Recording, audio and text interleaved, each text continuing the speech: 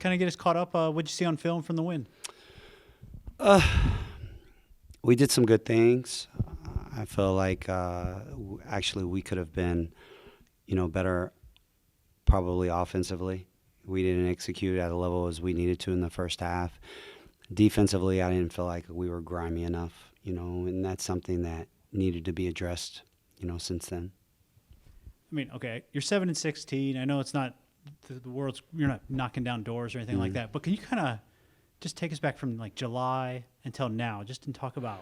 Well, I'm going to preface it by saying that I'm not even caught up in the record because I don't feel like we're 7-16. Yep. It's been a long, grimy road for us. Nothing's really been easy, and so we have stuck to the process.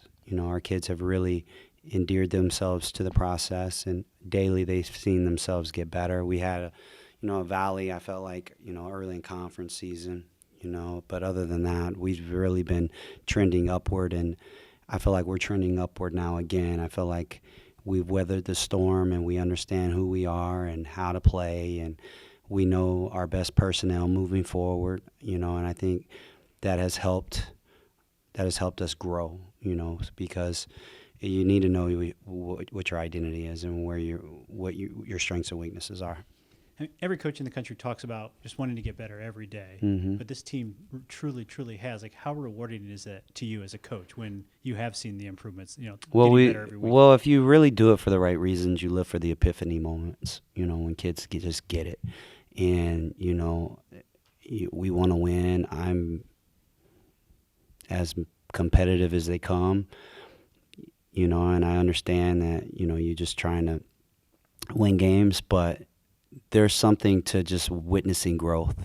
It just feels good. It feels good to me selfishly, to see other kids be successful, and it's been a good run for us, but I don't think that we're finished yet. Well, speaking of not being finished, we go to Toledo on Wednesday. Just what are some of the challenges that they bring?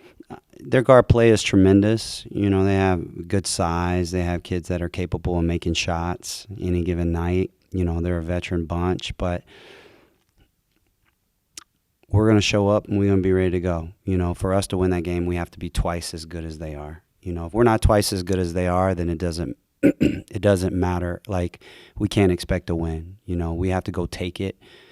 And our expectation is we're going to do what we need to do to win that game. And so, we obviously are going in there with a lot of confidence. We respect our opponent. I respect their head coach tremendously. But, they're playing for championships, so it's not a letdown game for them. I think that, we're playing for a postseason opportunity, so we're going to show up. We're going to be ready to go. We're going to be prepared. Whether we play well or not, I don't know, but we're going to show up ready to play. So, I mean, you guys played back in early January. It was a 1-point game with about 12 minutes left in the game. How much can you learn from the game? Because you really have a different team. Well, it was actually a 6-point game with 3.5 minutes to go, and we blew a layup opportunity. Yep.